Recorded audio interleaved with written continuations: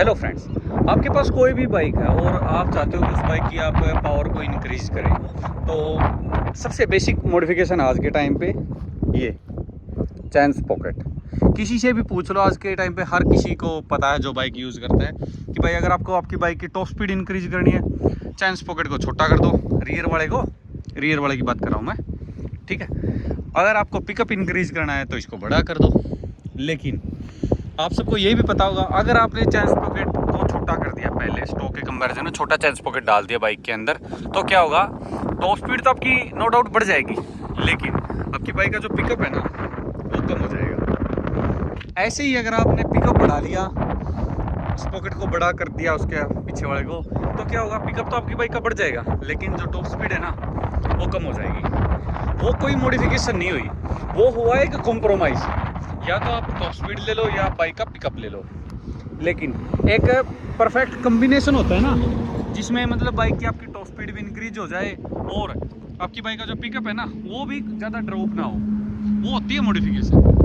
तो चलिए आज मैं आपको बताऊंगा, जैसे कि मेरे पास एक्सट्रीम 250 आ रहा है, तो आप इसी के टॉपिक पे बात कर लेते हैं। भाई अगर इस बाइक की टॉप स्पीड को बढ़ाना हो और वो भी बिना पिकअप को लूज़ किए, तो क्या कर सकते हैं। इस बाइक का जो 0 to 60 कंपनी क्लेम ना वो है 3.2 सेकेंड, और इस बाइक का जो 0 to 100 है वो है 8.5 सेकेंड का, ठीक है। ये जो मैं बात कर रहा हूँ ना, कंपनी क्लेम की बात कर रहा हूँ, ना कि जो टेस्ट होता है उसकी बात कर रहा हूँ, क्योंकि हर किसी का चलाने का तरीका थोड़ा अलग होता है। कोई जल्दी भी अचीव कर देता है इसी स्पीड को, कोई ज़्यादा टाइम ले लेता है, ठीक है।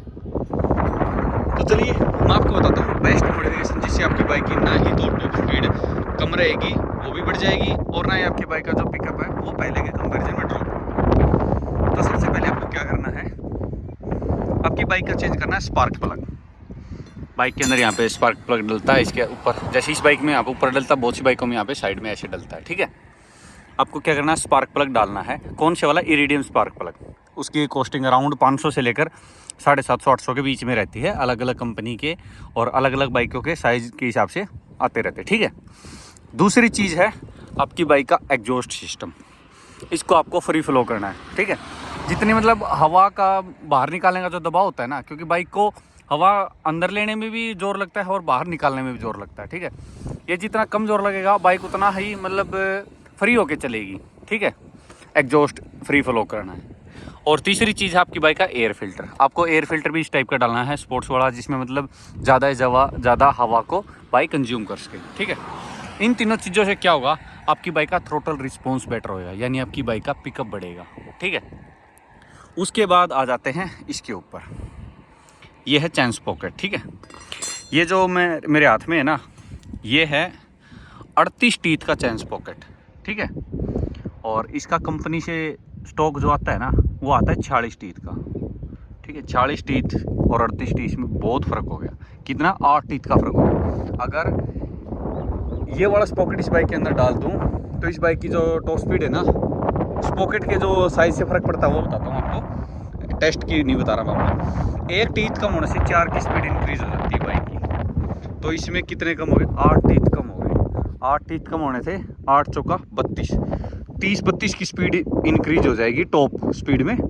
अभी ये स्टॉक जाती है 160, ठीक है, 161 पे जाती है, इसमें आ जाता है लिमिटर। तो अगर मैं ये वाला स्पॉकेट इसके अंदर डाल देता हूँ तो इसके हिसाब से देखा जाए तो 190 की टॉप स्पीड अचीव कर लेगी बाइक। प्रैक्टिकली बात नहीं करते हम, सिर्फ और सिर्फ जो इनके जो रेशो के हिसाब से बात कर रहा हूँ मैं, ठीक है। इनके रेशो के हिसाब से ये बाइक 190 आराम से चली जानी चाहिए। लेकिन होता क्या है, एक्चुअल में ऐसा नहीं होता, बाइक नहीं पहुंच पाती वो टॉप स्पीड जो आप हम सोचते हैं। उसका रीज़न क्या होता है, बाइक के अंदर पावर जो होती है ना, वो स्पॉकेट के साइज़ के हिसाब से तो बाइक चली जाएगी 190 तक चली जाएगी, लेकिन बाइक के अंदर इतनी पावर भी तो होनी चाहिए कि वो 190 तक पहुंच पाए। उसके लिए हम लोग क्या करते हैं, इन चीज़ों को मॉडिफाई करते हैं, ठीक है। और फिर स्लिप स्ट्रीमिंग यूज़ करते हैं किसी दूसरी बाइक के साथ। जैसे मान लो ये बाइक है, इसके आगे हम वो बाइक चलाएंगे जिसकी टॉप स्पीड इससे भी ज़्यादा है, और उसको इसके पीछे पीछे रखेंगे, ठीक है, तब ये चली भी जाएगी। लेकिन वो एक मतलब कॉम्प्रोमाइज़ हो गया पिकअप के साथ, कि भाई आपकी बाइक का पिकअप इतना कमज़ोर हो गया कि आपको अपनी टॉप स्पीड अचीव करवाने के लिए बाइक को दूसरी बाइक का सहारा लेना पड़ता है।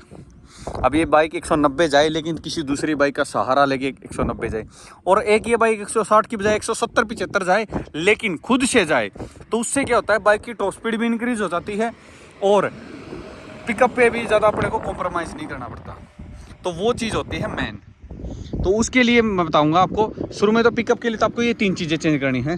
फिर आपको अगर इस टाइप की आपके पास बाइक है ना, तो आपको स्पॉकेट को चेंज नहीं करना। सबसे बेकार ऑप्शन होता है स्पॉकेट चेंज करना। उसका रीज़न बताऊंगा मैं आपको। क्या करना है, आपको करना है आपकी बाइक का रियर टायर चेंज।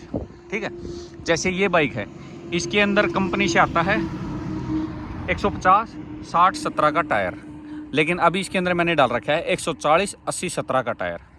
फ़र्क क्या हो जाता है, अब आपको मतलब यहाँ पे गैप देखो, कितना गैप बचा हुआ है, सिर्फ इतना गैप बचा हुआ है इसमें। ठीक है, यहाँ से देख लो, सिर्फ इतना गैप बचा हुआ है।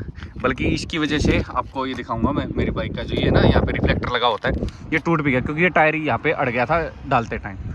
जो टायर का ओवरऑल डायमीटर है ना, आपको आपकी बाइक का जो स्टॉक डायमीटर है ना, उससे बड़ा करना है। जैसे पहले वाला टायर की ऊंचाई थी इतनी, ठीक है, अब ये हो गया इतना, यानी लगभग ये 2 इंच ज़्यादा हो गया। ये आपकी बाइक की टॉप स्पीड को इंक्रीज़ करता है। ठीक है, स्पॉकेट भी करता है इंक्रीज, बट ये भी करता है। इसका आपको ये बेनिफिट हो जाता है, जितना ये टॉप स्पीड इंक्रीज करेगा ना, उतना ज़्यादा ये पिकअप लॉस नहीं करेगी बाइक। ठीक है, और आपको पता होगा 150, 60, 17 की बजाय मैं 150, 70, 17 भी डलवा सकता था, 150, 80, 17 भी डलवा सकता। मैंने 140 का क्यों यूज़ किया, ताकि जितना टायर चौड़ा होएगा ना, वो क्या होगा, वो साइड में आ जाएगा, साइड में फैल जाएगा। ठीक है, 150 की चौड़ाई, 80 वाला क्या करेगा, साइड वॉल ज़्यादा चौड़ी हो जाएगी, जो भद्दी भी लगती है, मेरे को पर्सनली भद्दी भी लगती है, और उससे क्या होता है, टायर की ऊंचाई भी थोड़ी सी कम रहती है। अब ये टायर पतला हो गया, ठीक है, रिम चौड़ा हो गया, और टायर का साइड वॉल है ये भी चौड़ी होगी, जिसकी वजह से टायर थोड़ा और फुला फुला दिखता है। आप यहाँ से देखोगे तो आपको काफ़ी ज़्यादा हैवी टायर लगेगा। ये देखो कितना भारी टायर लग रहा है। ठीक है, एक्चुअली में ये पहले वाले स्टॉक टायर के कंपेरिजन में छोटा टायर है, पतला टायर है, लेकिन दिखने में उससे ज़्यादा बल्कि लगता है। ठीक है, अगर इसके साइड बाय साइड रखते हैं ना, मैं आपको इस वीडियो में क्लिप ऐड कर दूंगा, आप उसमें देखना कि ये टायर स्टॉक टायर के कंपैरिजन में कितना ज़्यादा हैवी दिख रहा है।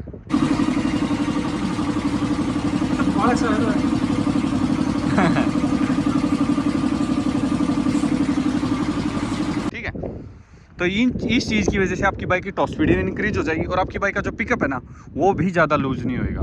ठीक है, तो ये सारी मॉडिफिकेशन है जिनकी वजह से आप अपनी बाइक का पिकअप डाउन किए बिना आपकी बाइक की टॉप स्पीड को इंक्रीज कर सकते हो। तो चलिए मिलते हैं किसी नेक्स्ट वीडियो में किसी नए टॉपिक के साथ।